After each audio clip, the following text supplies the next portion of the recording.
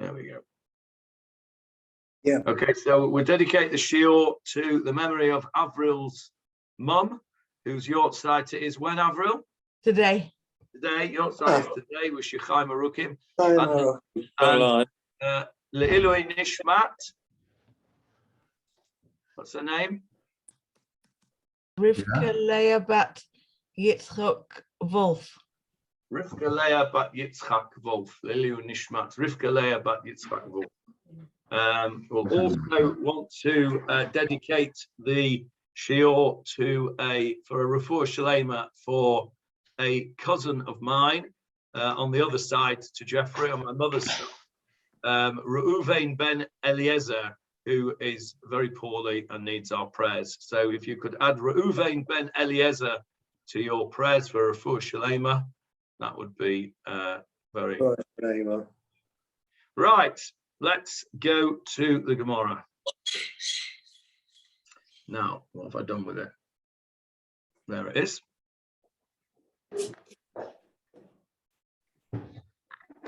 Use all. You got it now? Yeah. Right. Okay. So, this is where we got to. Here, there's our chappie.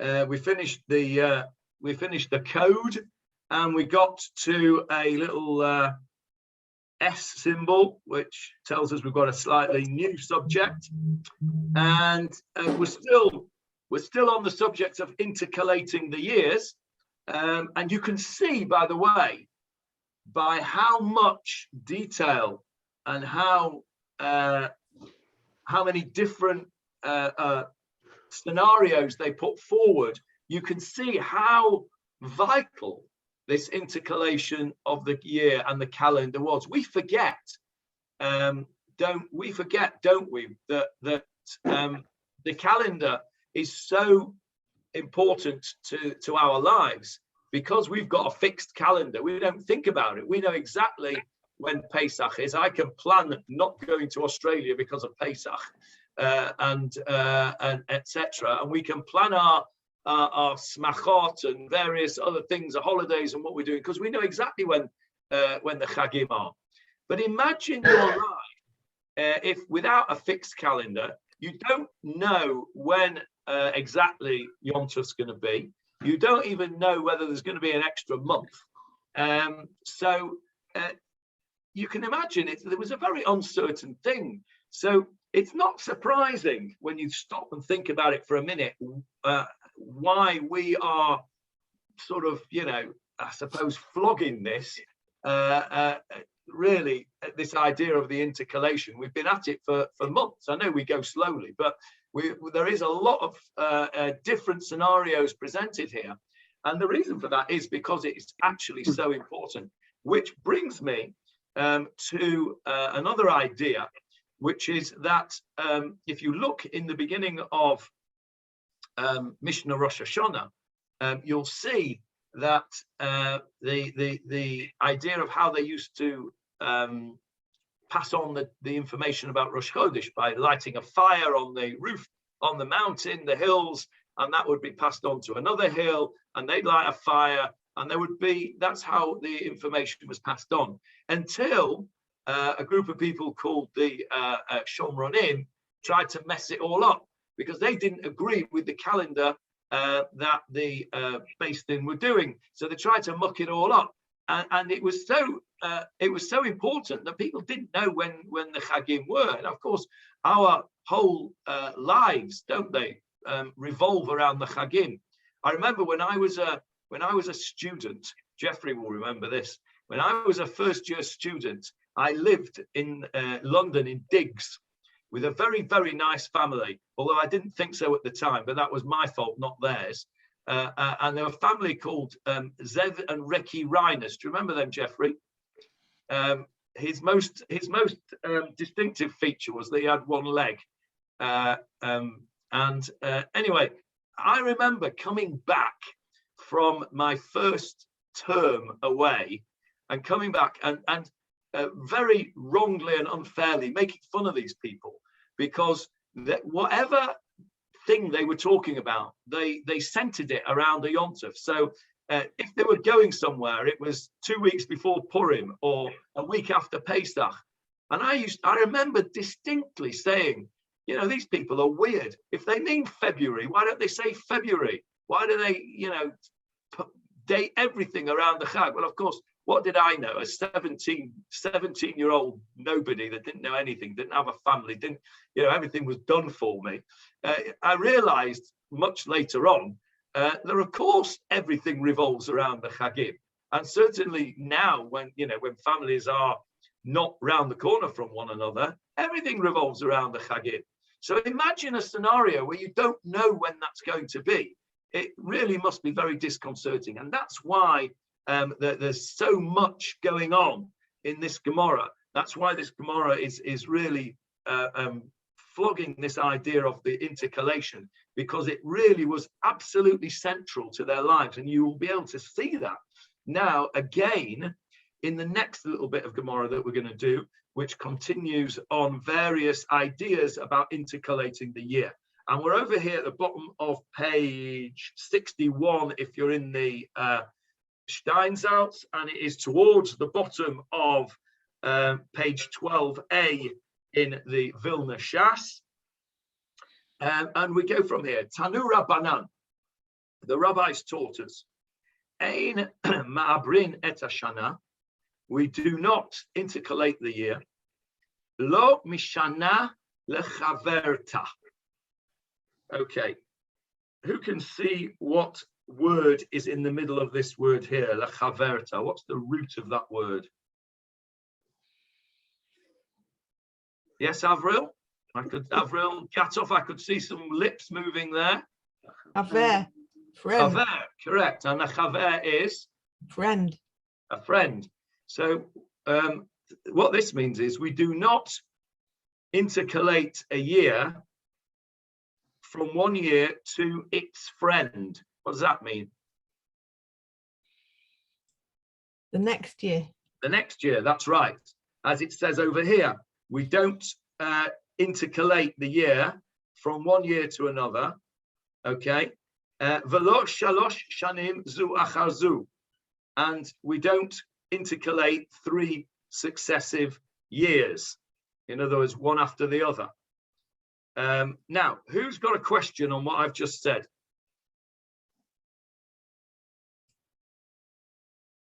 If you're not doing 2 years, you can't do 3 years. Correct. Exactly. Exactly. Well done, Avril. That's quite correct. Something fishy about this, isn't it? Doesn't make any sense. If you can't do 1 year to the next, in other words, you can't do 2 successive years, then you certainly can't do 3 successive years. Hang on to the question, because the Gemarah is going to tell us a bit of a story in a minute, and you'll understand why the Gemarah said what it said.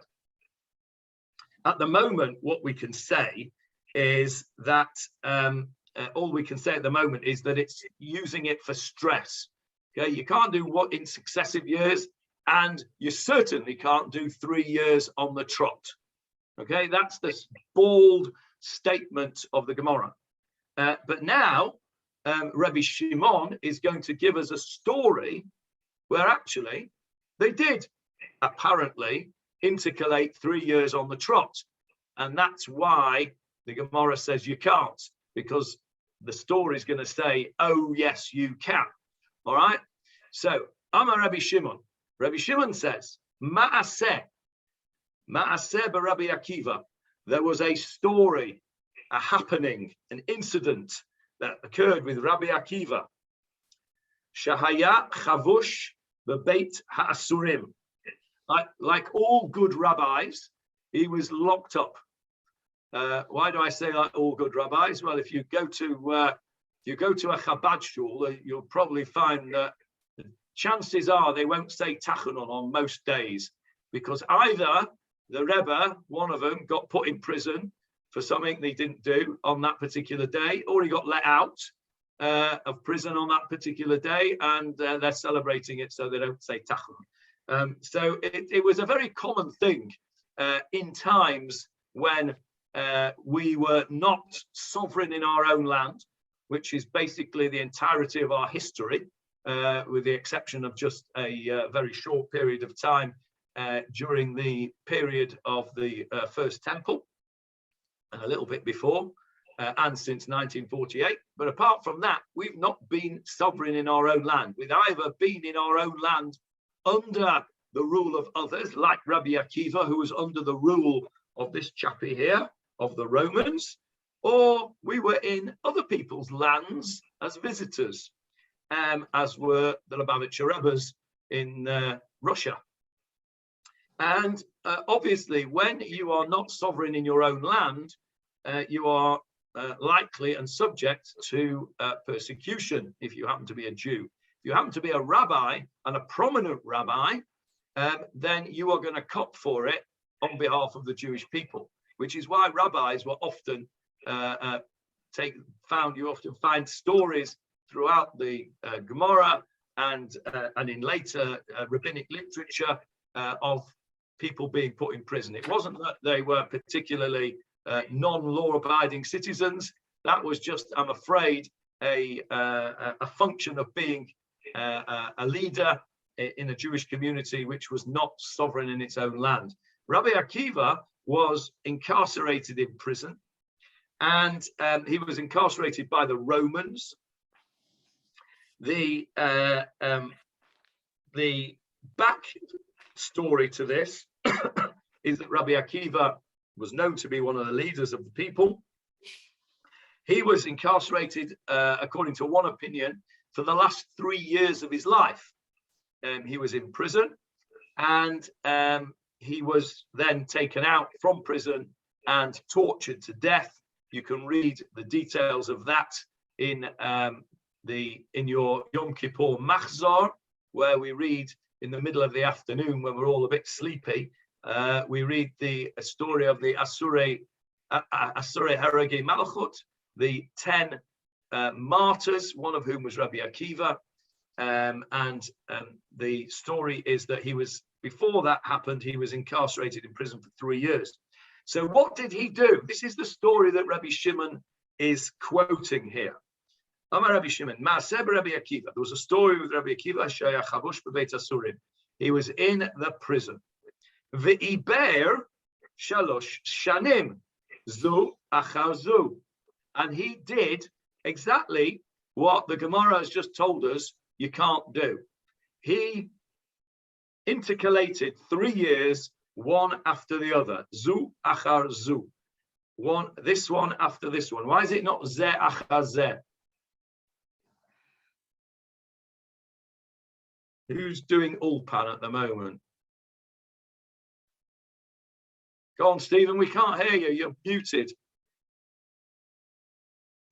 Nekeva. Thank you. Yes. Shana is a feminine word. So the feminine of ze is zo. Okay. So zo achar zo, not ze achar ze. Because shana, how do you know shana is a feminine word? The hay at the end. Yes, that's a fair guess, but you know for sure that it's a feminine word by something that you say very regularly, well, at least once a year anyway. Shana Tova. Shana tova.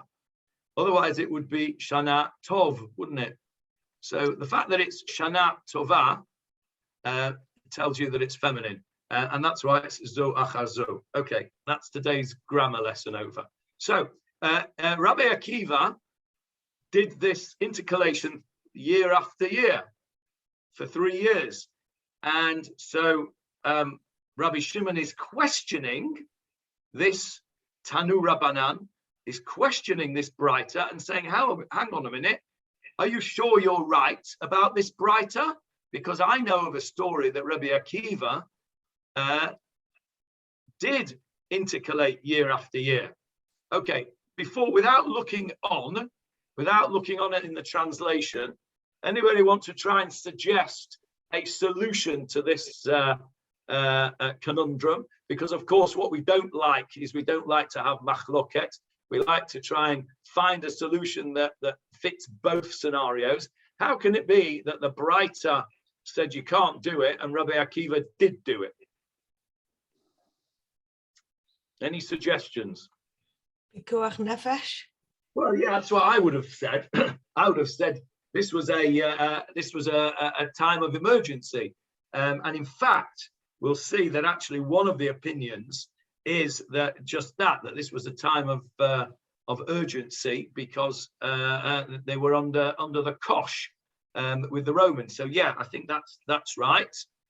Any other suggestions? All right, let's see what the Gemarah says, because the Gemarah gives us a suggestion straight away. And this is another very common Gemarah expression, which we come across, I think, for the first time here, although it's common throughout Shas. Amrullah, they said to him, who's they? The rabbis said to Rabbi Shimon, who Rabbi Shimon is the one who's put forward this story. And they say to him, Misham Raya? Question mark? Hypothetical question. From there you bring me a proof? What's the matter with you? That's not a proof. It's a rhetorical question. Misham Raya? From there you bring a proof? Nah, he says that's not a proof. You can't prove anything from that.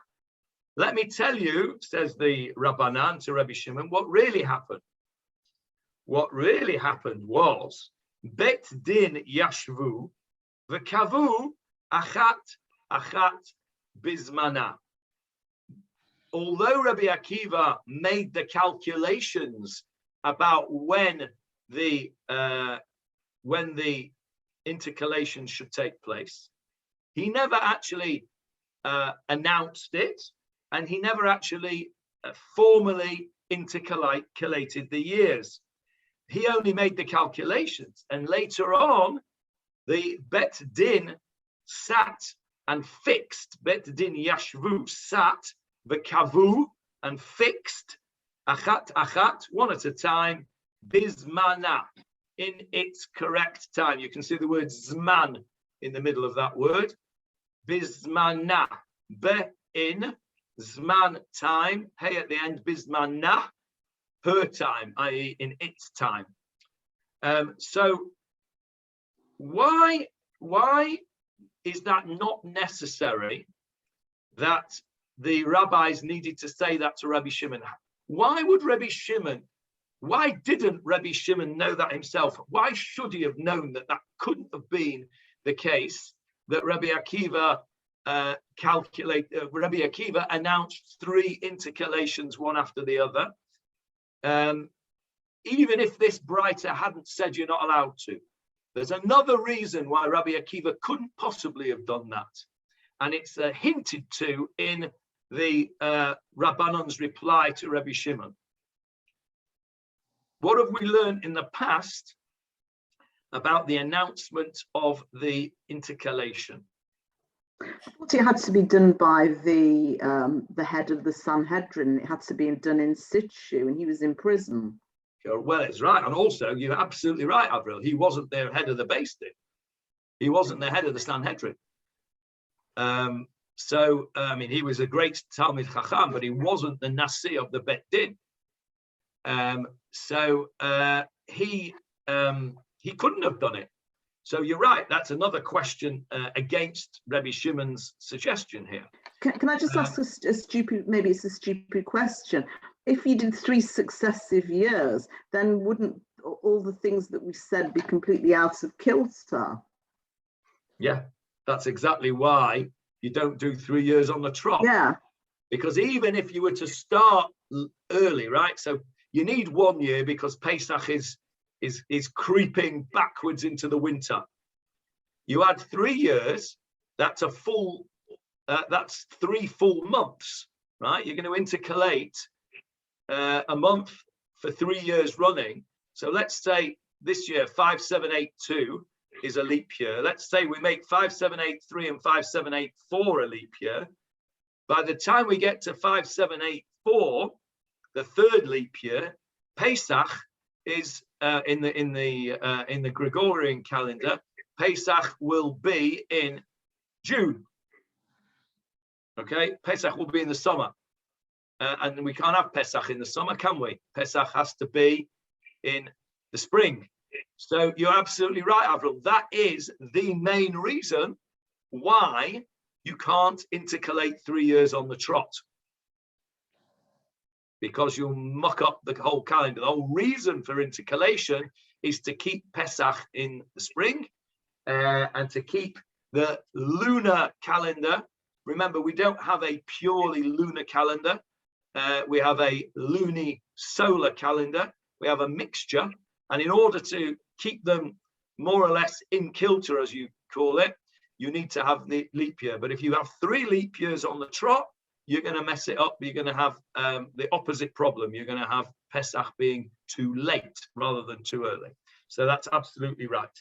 So, Rabbi, number of reasons why this couldn't have happened. Number one, Pesach would be in the wrong time. Number two, Rabbi Akiva was in prison. Number three, he wasn't the Nasi of the Bet Din. But what it does work out, we do find out from this, is that Rabbi Akiva was a particular expert at working out the calendar.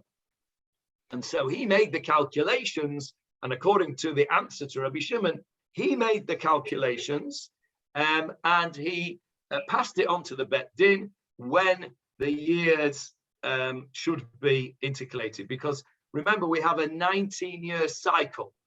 In order for the lunar year and the solar year to be absolutely spot on, you need 7 intercalations in a period of 19 years. Now, there is a convention of which years they are. The convention is that it should be years 3, 6, 8, 11, 14, and 17, and 19. That is the convention. But of course, sometimes you have to change from that, because for a particular reason. We already said that you can't have an intercalation year when it's a famine. You can't have an intercalation year, we're going to learn in a minute, when it's a Shemittah. You can't have an intercalation year, according to some opinions, the year after Shemittah.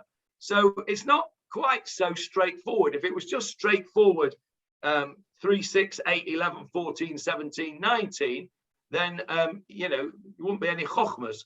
But you had to really work it out carefully, and Rabbi Akiva was an expert. Yes, David? Yeah, the formula that you just quoted, that was instituted at the time of Hillel HaKatan, when the fixed calendar was instituted in the middle of the 4th century, at the beginning of the 4th century. So they wouldn't have had those fixed years at the time of Rabbi Akiva. No, they didn't. And the reason they didn't have, the other way around, the reason that we could make the fixed years, it's because we weren't worried about the Omer offering anymore. Remember what we said, quite a lot of this, and we'll see going on today as well, quite a lot of the reasons why we mess around with the calendar, not just to keep Pesach in the spring, but also it's very tied in with the Omer offering and the Shtei Alechem offering at Shavuot. Well, of course, by the time of Hillel in the 4th century, the Bet HaMikdash had been destroyed for a couple of hundred years already. So there was no Omer offering. But you can. If we're talking here about the last 3 years of Rabbi Akiva's life, the Bet HaMikdash was also destroyed 60 years beforehand. Yeah, but they were expecting people straight away. People were no longer Oleh LaRegel. That's true, but they were expecting to be so, weren't they? Because yes, by the time of Hillel HaZaken, they've sort of, I won't say given up, but at the time of Rabbi Akiva was the one that was absolutely expecting the Beit HaMikdash to be rebuilt. He was the one that was laughing when the fox was seen running on the ruins of the temple, because he said, oh, well, now, that prophecy has been fulfilled, and then the prophecy of returning to Zion will be, and the temple being rebuilt will be fulfilled as well. So I think there is a difference there. And the fact and the fact that he's sitting in prison as a result of the failed Bar Kokhba revolt, where there was a great hope that the Beit HaMikdash would be rebuilt, and that Bar Kokhba was the Mashiach. Correct. So this was a time of Rabbi Akiva Rabbi Akiva was living in a time of real expectation of Mashiach. You know, we want Mashiach now. I suppose Rabbi Akiva was the first rabbi to have that as a motto. We want Mashiach now. He was expecting Mashiach now, and as David said, he actually declared that Bar Kokhba was the Mashiach at one point, much to the chagrin of some of his colleagues. So I think there's a big difference there between the two periods. So Rabbi Akiva's in prison. Yeah, and I think it's good that you brought that up, David, just to give it a bit of historical context. This is after the failure of the Bar Kokhba revolt. Rabbi Akiva is not only the leader of one of the leaders of the people, he also was the most vocal supporter of Bar Kokhba, and he, according to some opinions, he enrolled all his pupils, all his students into Bar Kokhba's army, which is why 24,000 of them died in the period between Pesach and Shavuot. And the suggestion that this was because they weren't nice to one another is, I think, something we've discussed in the past. Very strong opinion is that they were actually killed as part of the dousing down of the Bar Kokhba revolt. So Rabbi Shimon says this happened with Rabbi Akiva. The Rabbanan says no, it couldn't have done. And so what happened was that he just did the calculations, and the court, the Beit Din, eventually, at the time it was necessary, established each year. And let's go over the page now. Still at the bottom of the page in the Vilna, but in the Steinsatz we've gone over the page. Another brighter. Tanu Rabbanan. Don't look at the English for the moment. I'm going to ask you a question. Ein ma'abrin et hashana lo b'shviyit v'lo b'motzei shviyit. We don't intercalate in the Shemittah year, the 7th year, meaning the Shemittah year, and not in Motzei Shviyit, and not in the year after Shemittah. Motzei Shabbat is when Shabbat goes out. Motzei Shviyit is when Shemittah goes out, i.e. the next year after Shemittah. Now, why would it be that we shouldn't do an intercalation in a Shemittah year? Don't look in the English, don't look in the notes. Anybody got any ideas why it should be that we should not intercalate the year during a Shemittah year? Makes the Shemittah year longer. Good, very good. And so Food go off. the food would go off. You mean the food from the 6th year? Yeah. Yeah. The whole thing is tough, isn't it? Shemittah's tough. And what they didn't want to do, that's exactly correct. What they didn't want to do is to make it even harder by making it an extra month. Now, do we still do that? No, we're intercalated this year, and it's a Shemittah year. Absolutely. We are in a Shemittah year and we have intercalated. So when Hillel made the calendar, he clearly did not take that isur, that prohibition into account. And if you have a look at the, if you have a look over here on the left-hand side, halacha. We'll go into on the next bit actually. So why not on the next year after Shemittah?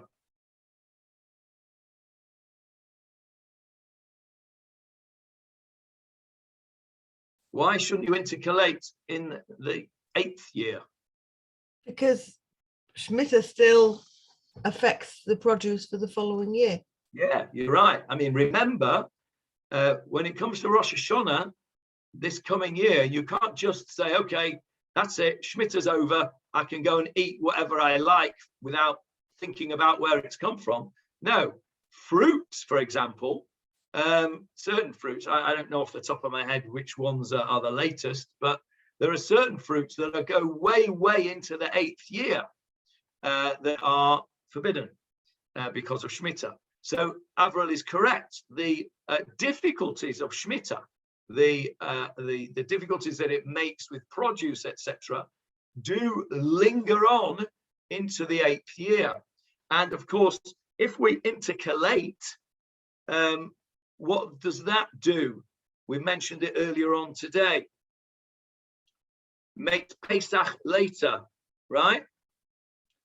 So if Pesach is later, what else is later?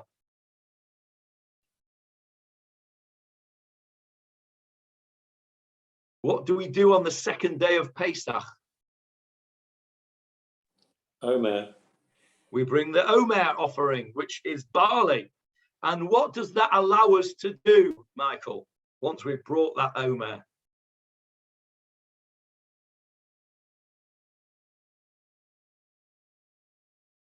What does it, once we've brought the Omer, what can we then do that we couldn't do before we brought the Omer offering? Anyone remember? Well, it allows us to eat the new produce. Remember, before the Omer offering is brought, you're not allowed to use, you're not allowed to eat the new produce, because you have to give that new produce as an offering with the Omer as an indication. Right, I've given that to HaKadosh Baruch Hu. Now it's got the first lot. Now I'm allowed to eat it. Remember, I told you that if you go into the bakers, you'll see around about that time of the year, you'll see little labels on the bakers. Yashan, Chadash. Yashan, Chadash. Yashan is bread baked from the old produce. Chadash is the new produce. You're not allowed to eat that new produce when the Beit HaMikdash was up and running. You weren't allowed to eat that new produce until you brought the Omer. If you brought the Omer on the 2nd day of Pesach, that means that if you intercalate, you're delaying by a month the ability, the permission to use the new produce. Now, because of what Avril said, that we've just had a Shemittah year, produce is still, the old produce is lacking because it was Shemittah. There's not very much of it. We're still eating the stuff from the 6th year. We're only allowed to use the stuff from the 8th year after we've brought the Omer. So we don't want to be delaying the Omer for another month. Makes extra hardship for people, right? So it makes sense that we don't intercalate a year either in Shemittah, nor Motzei Shemittah, nor on the year after Shemittah. That, however, is not always the opinion. There's other opinions. Let's go on. So it says, all right, if you can't do it on Shemittah year, and you can't do it on the year after Shemittah year, when can you do it? Eimatai, over here, 3rd line, Eimatai regilin la'aber. When were they accustomed, la'aber, to intercalate? If you are ragil to something, that means you are used to doing it. You are accustomed to doing it. So when were they accustomed to doing it? When did they do it? Well, if you couldn't do it Shemittah, and you couldn't do it the year after Shemittah, chances are you'll need to do it the year before Shemittah, right? Because 7 times in 19 years is just a bit more than every 3 years, isn't it? So you wouldn't want to be leaving it 4 years. So if you can't do it the 7th year and you can't do it the 8th year, you're probably going to do it on the 6th year and the 9th year, using Shemittah as the 7th, okay? So that's what it says. When is it customary to intercalate? Erev Shvi'it, the year before Shemittah, like Erev Shabbat, Erev Shvi'it, so the 6th year of the cycle. Shel Beit Rabban Gamliel hayu ma'abrin b'motzei Shvi'it. Rabban Gamliel, who of course was the Nasi, his school of thought was that we do intercalate in the 8th year, and that is how the Rambam, Maimonides, rules as well. If you have a look over here in the Halacha, left-hand side of the page, which years may be intercalated. The Rambam rules that the court does not intercalate the year during the sabbatical year in order not to increase the period of prohibition of the new crop, as well as the prohibition to engage in agricultural labor. The following year, says Rambam, which is Motzei Shvi'it, may be intercalated in accordance with the opinion of the house of Rabban Gamliel. This ruling is consistent with Rambam's opinion that these limits apply only to intercalations based on ancillary considerations. But with regard to the more fundamental considerations concerning the timing of the festivals in the proper seasons and the condition of the produce, remember we said that if the stuff wasn't ripe in 2 out of 3 areas, then these criteria are operative with respect to the occurrence of a sabbatical year. Can I just ask you, why, when they fixed the calendar, why didn't they fix it that last year was an intercalated year? I don't understand if those were the rules, and we went through all the reasons why it's not a good idea to do it in a Shemittah year. When they fixed the calendar, why did they do it that it would be Shemittah and intercalated this year? I don't understand that. Because this is what I was saying with David earlier on. By the time the calendar was fixed, we no longer had the problem, because we weren't. Well, it was only a Drabanan problem anyway, because the prohibition of using the new crop only goes away when you bring the Omer offering to the Bet HaMikdash. If you have no Bet HaMikdash, you can't bring the Omer offering. If you can't bring the Omer offering, then there can't be a prohibition against using the new produce, because then you'd never be able to use it. So that prohibition went out the window. We still keep it, or some people still keep it, not everybody, and not many, to be honest, but some people still keep it as a zeicher, as a remembrance to that time. But that no longer applied, because there's no longer an offering. And so therefore, there's no longer a reason to delay the using of the produce, and therefore there's no reason not to have a intercalated year in a Shemittah. So does that make sense? So they were assuming that the temple wouldn't be rebuilt. They were assuming that the machine wouldn't have come and the temple wouldn't have been rebuilt. If they'd been that hopeful, then they wouldn't have done it, presumably. Well, that's what David and I were just discussing earlier on. In Rabbi Akiva's time, which was also after the destruction of the temple, they were still hanging on to this idea of not doing it in 3 years and not doing it in Shemittah years, because they really were expecting it any minute.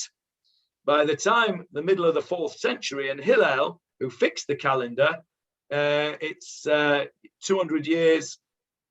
Maybe 250 years after the destruction of the temple. The We Want Mashiach Now movement hadn't yet regenerated itself, and they were clearly not expecting it at that time. Otherwise, your question would be valid. So I think that your question demonstrates their state of mind regarding the imminent or lack thereof building of the Beit HaMikdash. Okay. Thanks. So now this is the next bit is really interesting, and we'll just do a little bit before we go into this next bit here that finishes off this little piece of Gemarah. We'll just a little bit of background now about Shemittah. Shemittah, of course, means that we have to leave the land in Israel fallow. We're not allowed to work the land. We're not allowed to grow stuff and do things in the ground which improves the produce, and etc. etc. So, as we know from various sources, there are ways around this. One of those ways around it is Otzer Bet Din, where the produce that is grown is not commercially sold, it's just collected and it's given out by the Bet Din, and actually what you're paying for is not the produce, you're paying for the labor. A little bit of a loophole, but there you go. Second way is Heter Mechira, an even bigger loophole, right? So you sell the land, a bit like you're going to sell your chametz, Erev Pesach, you sell the land to a non-Jew, Erev Shemittah, and therefore the land during Shemittah is not Jewish land, and therefore the halachot of Shemittah don't apply. You can carry on doing whatever you want with the land, growing your vegetables. Loophole, which we, very many people accept. A third way of doing it is to avoid buying any produce grown in Eretz Yisrael. Now, for all of us who used to live in Chutz La'aretz, that's what we were used to. We were used to, in Chutz La'aretz, going into Tesco during Shemittah year and making sure from the labels that we didn't buy any Israeli produce, because we did not know that whether it was Heter Mechira produce or not. Chances are it probably wasn't, and therefore it would be Shemittah produce, which we shouldn't be eating. Now, in Eretz Yisrael, of course, we would have to therefore import produce from outside Eretz Yisrael. If we're not going to sell the land and do the Heter Mechira, and we're not going to do Otzer Bet Din, the only vegetables that we can eat are vegetables that come from outside of Israel. Generally speaking, that means buying from Arabs close by, from Arab land, and it is called Yevul Nochri. It is called produce grown by non-Jews. If you eat pineapples which are grown in Costa Rica, you don't have a problem. You just be very poor because they're very expensive. But the produce from round and about comes from outside of Israel during the Shemittah. Now, that's a little bit of background. Now, what we're going to learn now is not quite about Shemittah, but it is relevant because we think, or some people think, that the best solution to Shemittah, which doesn't involve any loopholes. Remember, I said Otzer Bet Din was a bit of a loophole, and Heter Mechira is a bigger loophole. Some people think that the best way of doing it is to eat Yevul Nochri, and to only eat vegetables and produce that comes from outside of Israel. What they don't know when they say that is that there is this Gemarah at the bottom of our daf here, which tells us that, generally speaking, there is a problem with vegetables that come from outside of Israel. And that's what we're going to have a look at now. So, Ubiplukta Dahani Tanaim. What is it that these Tanaim, these rabbis in the brighter above, are arguing about? What's the difference between them? We've just said that there is a dispute between the rabbis who say you cannot intercalate in the 8th year, the year after Shemittah, and Rabban Gamliel, who says that you can. So the Gemarah is now asking a fundamental question. What is the difference between them? Why does one hold that you can and one hold that you can't? There must be some fundamental point about which they disagree to bring us to this situation. And according to the Tanya, we've learnt in a Brighton. Now we're going to understand why it is that Rabban Gamliel has a different opinion to the Rabbanan. Ein mevi'in yarak michutza la'aretz. Wow, that's a bold statement. We do not bring in or import mevi'in. We do not bring in yarak, vegetables, michutza la'aretz, from chutz la'aretz. We do not bring in vegetables from out of Israel at all. V'rabotenu hitiru, and there were others who permitted it. Okay, so there is an opinion that says you can't import vegetables from outside Israel, and we'll see in a second why not. There are rabbis that say you can, but there is an opinion that says you can't. My beinaihu over here. What is the difference between them? In other words, between these opinions, what's the difference between the one that says you can bring in and you can't bring in? What are they arguing about? What's the fundamental point? Amar Rabbi Yirmiyah. Rabbi Yirmiyah says that the difference between them is as follows. Chosheshin legushehen ika beinaihu.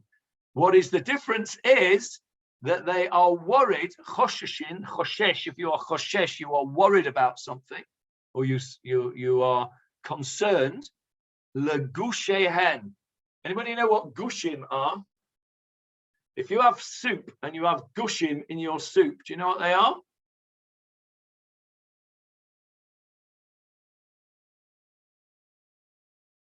Gushim are lumps. So you know when you make those copper soup things, right? When you pour the contents of a sachet into a cup and you pour water on them and you stir it up, and you don't quite stir it properly, and then you get a mouthful of that, powdery stuff. That's a gush. That's a lump. Now, where have you seen that word before? Gush.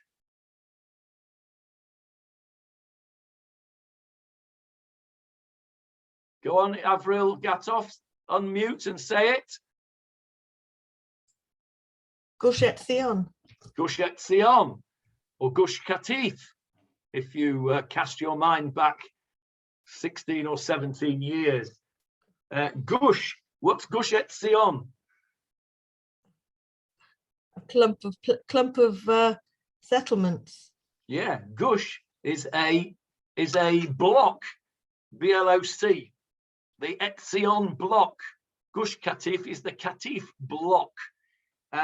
If you go to your taboo, those of you who own a property in Israel, you will see that your property is in Gush, such a number, Chelka, such a number.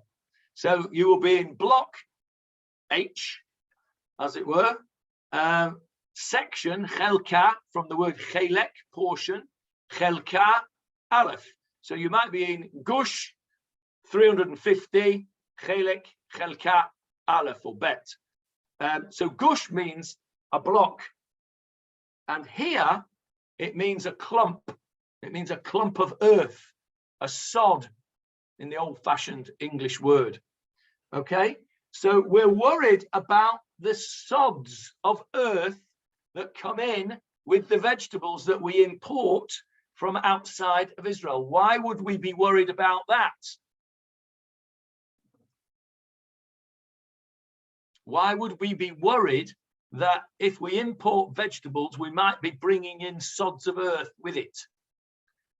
Well, if you go to Australia and you try and take in a plant through customs, if you have in your suitcase a plant, any kind of plant, and you go through the Australian border, you are likely to get into real trouble because they have sniffer dogs there that are sniffing out things like that. They are absolute, I think America as well, but I think Australia particularly, they go absolutely mental that if you bring any kind of vegetation into the country. And the reason is that that's how bugs get in and diseases. Yes, David. Yeah, a few years ago, I remember many people had their lulavim that they brought from Chutz La'aretz confiscated when they arrived at Ben Gurion for that reason. Okay, because they were worried about infection. Yeah. Okay. So the Australians are paranoid about this, and of course, even in the UK. It happens from time to time, doesn't it? When there's things going around the world, sort of, pests that are particularly common in a certain place, they will ban you from importing certain things, and that's what this was about. Because here we're not worried. The Gemarah is not saying that we're worried about disease coming through. What else might they be worried about if it's not disease? I thought it was because Eretz Yisrael has got a Kedusha, and we're bringing it without Kedusha. That's absolutely right, Avril. It's not that they're worried about disease, they're worried about spiritual disease, tum'ah, impurity. The earth outside of Eretz Yisrael is by definition tameh. It is unclean, ritually impure, and so if you have ritual impurity and you bring it into Israel, then you are going to contaminate, and that's why I gave the analogy of the plants coming into modern day countries, because what they're worried about, what Australia are worried about, and what Ben Gurion Airport was worried about when they confiscated the lulavim was bringing in disease. So the Rabbanan here are worried about bringing in tum'ah, bringing in ritual impurity into the land of Israel. So if you bring in some earth, there's a certain size of clod of earth. It's the same way as there's a certain size of food that you eat, a kazayit. If you eat a kazayit of food, that's considered to be eating, and then you have to bench or say a bracha. Similarly, with the earth, it's not just a tiny little grain of soil. There has to be, I don't know exactly what the amount is, but there is a set amount of earth, which if you bring that in from outside Eretz Yisrael, that conveys tum'ah. And there are opinions, there are rabbis that say you're not allowed to do that. And so therefore, those people, just to go back to the Shemittah, those people that insist on saying that Yavul Nochri is the best way of keeping Shemittah may not altogether be correct, because they may well be transgressing the opinion of these rabbis who say you can't bring in vegetables from outside of Israel because you might bring in tum'ah, you might bring impurity in the gush, in the clod of earth that's attached to the vegetables. We, of course, are used to going to supermarkets and seeing beautifully presented vegetables without any bits of earth on them. But of course, that's not how they come. They get dug up and there's lots of clods of earth stuck to them. So it may well be that you're bringing in these clods of earth. And even if they're not brought into your particular house, when they come into the country, they might not be in the beautiful state that they are in Waitrose supermarket, and you're bringing in clods of earth and you're bringing in tum'ah to the land. And so therefore, Rabbi Yirmiyah says that the difference between the rabbis who say you do not intercalate in an 8th year, in a Motzei Shemittah, versus Rabban Gamliel who says you can, the difference between them is that one is worried about the clods of earth coming in on vegetables and one is not. And at the bottom over here, you'll see this sentence is important. Although everybody agrees that the earth outside Eretz Yisrael does convey ritual impurity, the Tanaim dispute whether it is therefore forbidden to bring vegetables into Israel due to concern that small clods of earth may cling to them. It's not a question of whether tumah is connected to the earth. The question is whether we're worried about small bits of earth being attached to vegetables. One set of rabbis are, and one are not. And have a look over here in the left-hand side under halacha, chosheshin legushehen, when dirt that originates outside Eretz Israel is present in at least the minimum quantity necessary to form a seal for a sack. There you are. That's the amount required. The amount required is the minimum quantity necessary to form a seal for a sack. If that dirt is touched or carried, it conveys tum'ah, ritual impurity. This is much the same as the ground outside Eretz Israel, which is considered ritually impure. By rabbinic law, such earth is treated in every respect like something that has contracted ritual impurity from a corpse. It's a serious tum'ah, according to the rabbis.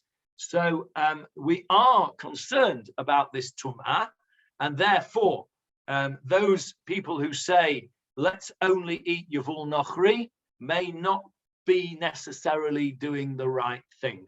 Just an interesting background to Shemittah and Tumah as well. Okay, let's stop there because it's time up, and we've come to a little S, so it's a good place to stop. Let's just have a look. There's a little bit more of here on background. Let's just finish on this. Shvi'it, that refers to Shemittah. We know about that. And clods of earth, gushehen. That just tells us why. That's interesting. Let's have a look why it should be considered to be impure. The impurity of the land of the nations, i.e. non-Eretz Israel, is alluded to in the prophets in Amos. On impure land you will die, says Amos. In the Mishnah, this impurity is listed as one of the cases of uncertain impurity based on the concern that a corpse might be buried in that location. Why are we worried about that? Since graves were not always marked, and since cemeteries for burial were not set aside everywhere, there is concern that any clod of dirt could be from a decaying corpse or could have come into contact with the flesh of a corpse. Now that might seem far-fetched, but I just remind you of the remains of Richard III, which were found in a car park, or a potential car park, going to be, I think it was Sainsbury's, in wherever it was, Leicestershire. Leicester. In Leicestershire. Richard III was found buried in a potential car park and a clod of earth, and up came Richard III. So it's not in any way far-fetched to think that a clod of earth could be in contact with a decaying corpse, and for that reason the gushim of foreign land is considered impure. And also, of course, there is another thing about that. It is, of course, a distinction, and this is what Avril Links was saying before. It solidifies the distinction between Eretz Israel, which is a land of kedusha, of holiness, to Chutz La'aretz, which is a land of tumah, a land of impurity. So I think that's a good place to stop. Bang on time for once. Any questions? Yeah, I think the main problem there will be what are the boundaries of Eretz Israel, because we don't actually know, do we? Oh, that's a big question, isn't it, Michael? I guess the answer to that is the boundaries of Eretz Israel as delineated. It's a machloket, either by Moshe Rabbeinu in the Torah, or by Yehoshua in the when he gave out the various tribal sections, which you will recall from our famous tribal map. So those are the boundaries of Eretz Israel, not that which the United Nations decided. Which is why Eilat is not considered Eretz Israel, and yet there are bits of Lebanon that are. And Jordan. And Jordan, yes, large bits of Jordan. Yeah, I think the other kibush that's taken into consideration is that of David HaMelech.